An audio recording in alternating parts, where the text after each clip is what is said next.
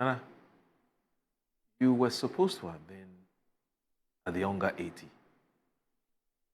United Nations General Assembly event that's currently happening. I think it even ends today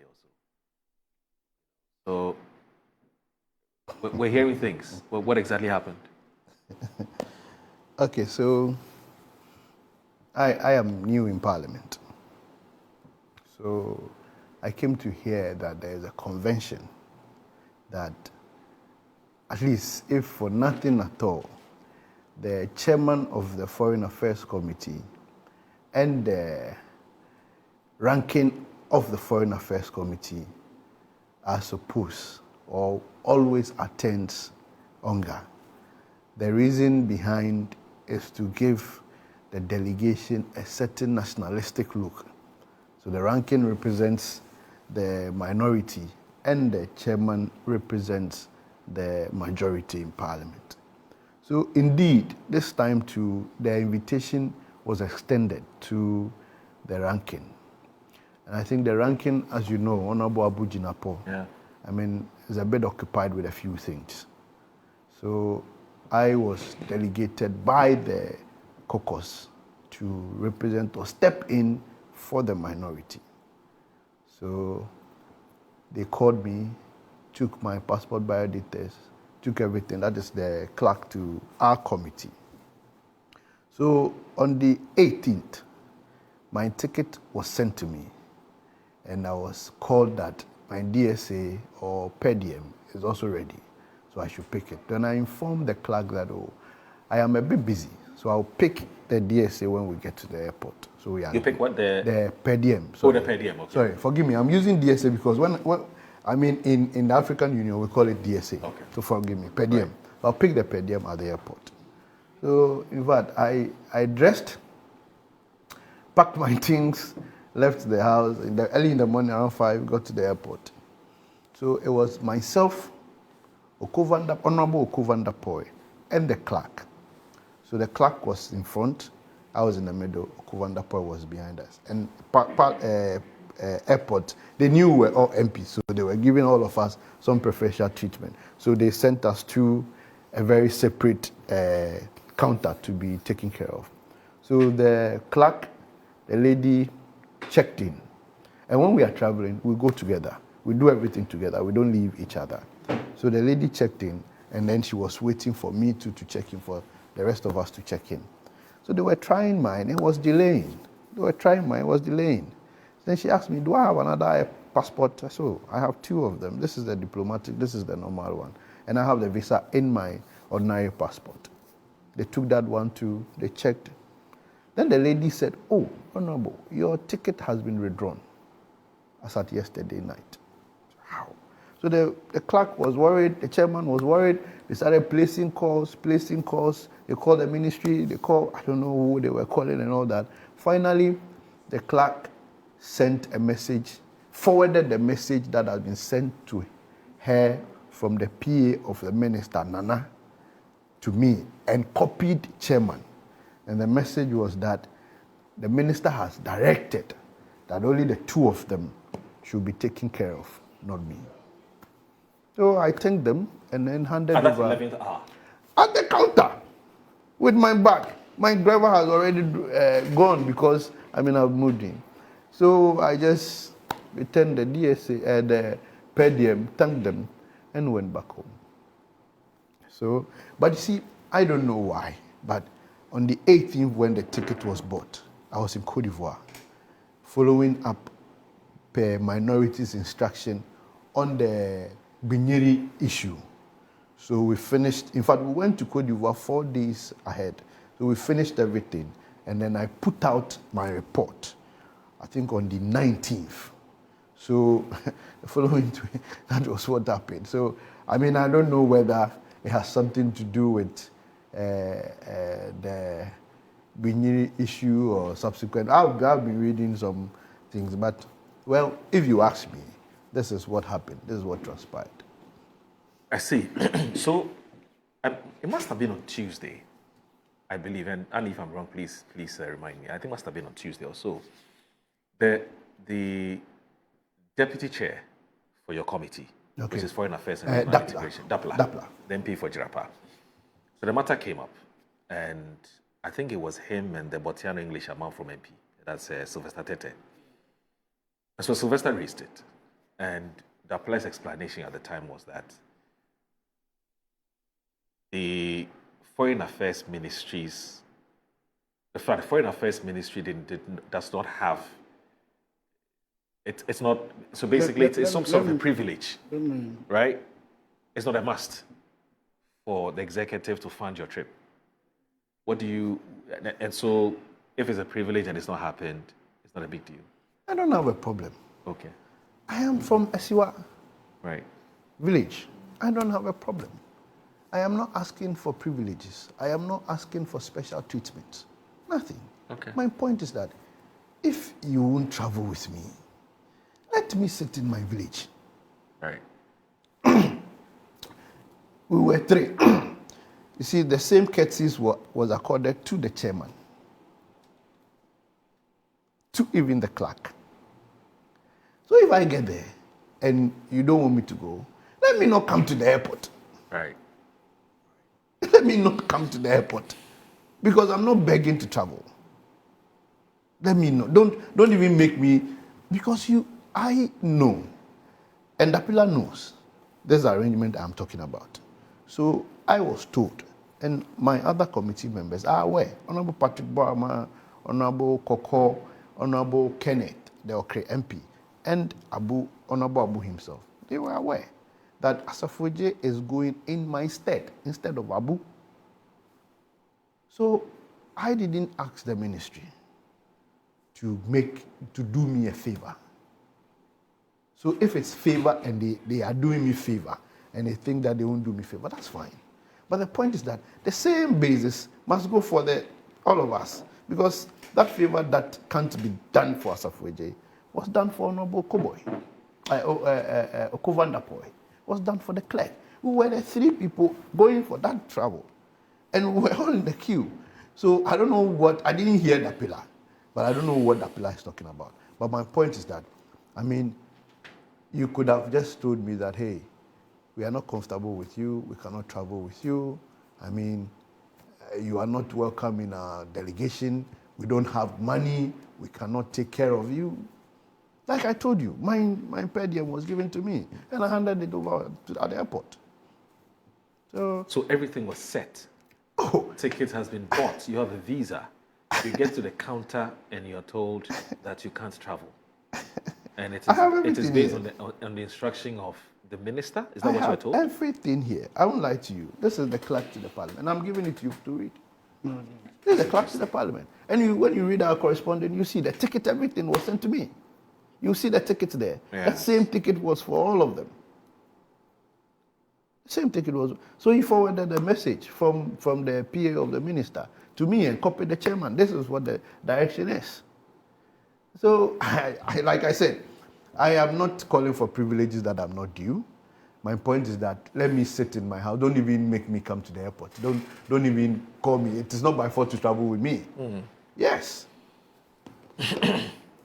Wanda, you have something to say about this? Yeah, Amaro, I think that first and foremost, let me, on behalf of the parties involved, especially the ministry, say sorry, but there's a bit of a miscommunication. And I think that's basically the foundation for all this. What happened, and as I knew, is that, can I proceed? Yeah, sure. So is that, the ministry intended to fund some 3 people, which he rightly mentioned. But when they bought the tickets, they were going to buy it on credit, which is normally done. But this time around, at the last hour, the issuing authority, which is the travel agency, indicated that until payment is made, full payment is made, the ticket won't be allowed to go through. The ministry does not have the power to suspend tickets. Only the issuer can do that. So a travel agency that issued the ticket can't cancel the ticket or suspend it or withdraw it or whatever of the sort. Unfortunately, they could not reach him in time, which would have been the day before. Unfortunately, that happened. You know, U.S. flights are normally early. What time was your flight, sir? What time was your flight? It's a day. You seem to be very excited. What time was your flight? No, you see, I've never seen you laugh this loud before. no, This is You are laughing out loud. It's full of mischief, but I'm going to go He's there. doing LOL. It's full of mischief. no, hold on. I've already, but I've already. You see, these are, let me tell you, when I leave the show and I get calls from people, I get to feel that I am privileged to be on this huge platform. The people that watches your show, they are way and over and above. It is just by grace that we are here. So sometimes when you are putting something out, you'll be measured in the things you put out. So it's all about me. Hold on. Okay, then I'm rather go full blast. Hold on. Please go ahead. How do you say that the ministry don't issue ticket? So now the issuer said that they can only issue 2. I don't think that's what I said. No, the issuer says that they can only issue 2, and the issuer now decides who they want to issue for and not for. Can I make He said it is. Again. No, I think The that- ministry, I think the No, ministry. the premise is important. He needs to set the premise right. Yeah, Let him set the premise he- right. What exactly did you He say? came in and I thought he was going to provide maybe some superior information to what I'm giving. But if it is going to be on that tangent, let me just clear it quickly. Okay. I said that on the day prior to their travel, the issuing authority, which is the ticketing officer or whoever agency the ticket was being bought from, indicated that you have to pay fully before I release all the tickets. If not, I'm cancelling one. Now, between him, the senior ranking himself, and the clerk, these were the 3 people to be sponsored. And so, at that moment, the ministry decided that offload him back to Parliament to fund that one, because we can't fund all from the executive budget. So, release him to the Parliament to fund it. If the systems in Parliament do not allow for that quick action within that short period to get a ticket, that's a different thing altogether. And that's why I'm saying that it is more of a miscommunication issue than a deliberate attempt to remove him. I mean, what does government earn or lose in removing him from such a list? I mean, really. And then number 2, nobody indicated that we're trying to do him a favor. There have been some Before you go ahead to talk about the favor issue, let's even say granted that a travel agency attempted to get through to him. Yes. And it failed. Yeah. Couldn't they have called Samuel Abujinapo, who is his boss? Because remember, he was going in Sami's stead. Let's not go into the realm of assumptions. No, I'm just asking. Yes, I'm just asking. Yeah, exactly. I'm saying that ask any of the persons close to him to tell him that please don't go to the airport because we can't find your trip. no problem. And I'm saying that it has happened to me before. I was going for a conference in Brussels. Okay. Bought a ticket. Thought that I had agreed with the ticket, issue officer that I'm fine. I got to the airport, realized that no, the ticket was not issued. They did not clear me. It took me a day more to travel. And I'm saying that this is a miscommunication issue. Nobody is trying to do him a favor. It's not as though government is trying to, just because Jinapo is not going and he's going, so we are frustrating him of the sort. What will government lose or gain if he goes or doesn't go? Exactly, it's more about the protocols that exist within the space. And I'm saying that it is more an issue of miscommunication. The assumption that why didn't they call this person or that person is the reason why it's a miscommunication. Then they would have perhaps gotten to him or whatever of the sort. But even if they got back to him and it was still impossible to travel, we are still back to the same issue. The real issue has to do with the fact that Parliament was supposed to have taken him on and issued the ticket on his behalf. The ministry did not have the budget for 3 people traveling on the ministry's budget. Unfortunately, when did the minister leave town? Minister left ahead of you, right? Excuse me, sir. You won't answer again. But Minister you left said ahead I of you. shouldn't come in. So please, So let's not make it look as though somebody victimized him or not. If somebody's to be victimized, I mean, he's one harmless soul that I don't think has caused any pain. Do you get where he's to coming anybody. from? His problem is not the fact that he's not traveled to America. I'm sure he's I traveled have to America already several apologized times. to him. No, I'm not. The miscommunication. No, I'm not talking about you. Yes. And you see, it's not about you and I. Yeah. We're having a conversation about the Exactly. issue. My point is that you get from what he's saying that it is not about funding his trip to Onga or not, which is not the issue. It's just that he feels disrespected. Exactly. that as an MP who had already been told and assured that he was traveling, he goes to the airport, his driver drives and leaves, goes back to wherever he's going, and then just for him to get to the counter when he's supposed to be checked in, and then he's told this is the issue. So that's why he says that he's I don't want to give examples. It will be fanful to be giving examples on this matter today. You see, we are all guided and controlled by one omnipotent God. Okay. Sometimes some of these things are actually, what do you call it? Okay. What would you call it? I don't know if you understand what I'm saying. Alrighty. So this happening alone should not be the end of the relationship between him and the ministry or the minister or anybody in charge. I am saying that there's a mix-up with communication. I am saying that the ministry does apologize for the way he felt within that period. Of course, if it is done to me, I won't like it. The minister himself, if it is done to him, he won't like it. More, if it's done to you, you won't like it also. So I'm saying that we're sorry for what has happened. It is not intentional. Nobody is intending to punish him for any offense he has caused or whatever. The fact is that the ministry deeply regrets what has happened, but these are the basis for which what happened. Nobody. Interestingly, the Daily Guide, today's Daily Guide, has actually pieced an editorial together where it talks about this same issue. I'm just seeing it. It says a minister's power. And it's sort of, it buttresses the point that you were before you read the point. There is an arrangement. Right. And this arrangement is largely done by Parliament, which I agree. And the clerk facilitates the arrangement between Parliament and the ministry. Let it be on record that I am not engaging any agency, or no agency has engaged me. I deal directly with the clerk of Parliament. So whichever arrangement that the ministry and Parliament got into that agreed that they were going to fund or take care of the ranking, the chairman, and the clerk, I wasn't there. I am not part of it. If the ministry can't take care of the delegation or the members of Parliament, and the ministry tells Parliament, I believe Parliament is clothed enough to do that. Right. So that parliamentary arrangement with the ministry should not come in here. Number two, the ticket was sent to me by the clerk. Everything else is the clerk that does it. Honorable Asafo Adjei, can we have your passport? Honorable Asafo Adjei, can you do this? Honorable Asafo Adjei, can you do that? So it is the clerk that is liaising between all these factors. So the agency has no power to reach me or call me.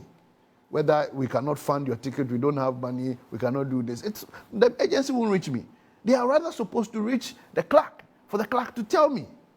But the clerk herself was shocked on that day at the airport in the morning. So I don't know whether my good brother speaks for the ministry. And I don't know whether his position is the ministry's official position on this matter. I do not know. I don't also want to assume that is the ministry's official position on this matter. But as to whether future relations or other things, like I told you, I am there to serve Parliament. I am there to serve my good people of Ghana. And I've been selected by my caucus as a deputy ranking to the committee. So, I hold no bad energy or bad breath. I would continue to do my work, play my oversight responsibility, do everything that I have to do. As a member of Parliament, number one, as a deputy ranking on the committee, I would continue to execute that role and responsibility. Let's even say that, like he said, it is the creature and the architect of the world that plans or everything. I agree. He knows. The architect knows that I won't go. The architect knows that I won't go. Okay. The architect knows that this will happen, this will happen, this will happen. So I am not worried. Right. I am not bothered. I have no problem. My only problem is that these things feed to a lot of narratives. Right. That's number one. Number two, I should have, in all fairness, I should have. been made aware Right. that, hey, bro, Charlie, we cannot travel with you. Okay. Funds are becoming difficult. And I am struggling to understand that because my per diem was given to me. And the cost of the per diem is the total per diem is even expensive than the ticket. So these things don't just add up. But my point is simple. I didn't go like the architects. So how much was it? Like the architects, I'm not disclosing that. Like the architects, like the architects said. You're very skeptical about the explanation that's been made. You've not. It's like you're not sold on the reasons that have been given as to why you couldn't travel. Because you feel there's more to me. There's more to this than me. Because there are things I don't want to say here. Oh, okay. There are things I don't want to say here, and I am a human being. I would put 1 to 2 to 3 to get a certain number, which is normal. So I don't think it is a platform to do that. Okay. But I know strongly that many a times the minister is not comfortable with me. I know. Why is he uncomfortable with you? It is difficult to tell. Like I told you, if I will give you an instance, the committee had a meeting in the New Lancaster. I got there. I wanted to greet the minister. No, don't greet me. You are not my friend. You mean the former Labadi Beach? Yes. Oh, sorry. I wasn't according to it. Yes. Now Lancaster. Yes. You know all the names. It took my ranking to intervene. When my ranking came, I went to him and told him, I was greeting minister. He didn't want to greet me. So my ranking took me back to the minister. Oh, minister, no, my deputy, they don't know. He's not my friend. He has been doing this. How? Ablakwa did this? My ranking is my evidence. Members of the committee, the chairman was sitting there. So, Moro. Ah. Moro. You approached someone Akuja to Ablakwa, and he avoided you. Someone Abujinapo intervenes, and Ablakwa tells Sami that you are not his friend. Moro. Fact? Can we proceed? So I will lie to you for what? No, I just want some confirmation. You remember our engagement on the floor of Parliament, where I was told that, why is it that I knew I was going to file a question and I had to go and do a press conference? Do you remember our engagement? Yeah, but that was Do you remember our engagement? Now, if I am very young in Parliament, you can file a question in Parliament, and it is up to the discretion of the minister when he so wishes to come and respond to your question. The minister might be out of the jurisdiction, he must travel, all forms of things. So you can file a question today, and the time they will decide to respond to your question, the relevance of the question is far gone. So you are not limited to only filing questions. Now, that's fine. Again, press conferences, we use this to inform the public on our position on matters. So I do not see how I will be told that if I knew I want to file a question, I shouldn't have held a press conference. I should have filed a question, wait for the answers, gotten the answers before I go and hold a press conference. In any case, like I said, I didn't hold a press conference on my own volition.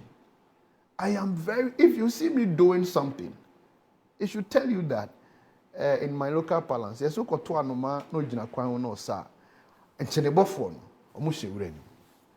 Asafo Adjei, who am I to hold a press conference in Parliament? So I cannot do that when it is not the minorities or the caucus position. So when you single me out, it's as if I did it. No, it is the minority that did the press conference. So these things, obviously, will make me feel like, well, maybe the minister is not just comfortable with my presence around him. That's fine. But my point is, don't get me to the airport. Don't just before Wanda Madilo rendered that apology, has anybody reached out to say, no, we're sorry? No, that's why I'm surprised who Wanda is speaking for. And I don't know whether he speaks for the ministry now. I don't know who he's speaking for. How do you intend to deal with this issue? I have nothing to do. You won't raise it in Parliament? I will not do anything. I'm telling you today. Why? I'll not do anything. No. The fact that it is out there on record is enough for me. So that posterity one day, Ablakwa didn't start like where he is now. He started very young. I am a full Japan boy. I'm a full Japan boy. My family are still in Japan. A very popular family in Japan. That's Asafo Adjei family. Japan is the capital of the minister. He didn't start like this. Some of us, when we were young, we were admiring him. So the way he started, now he's a minister, I am also starting. Gradually, I know the architect he mentioned would do his own architecture work and it will come out so nicely. But this should be on record.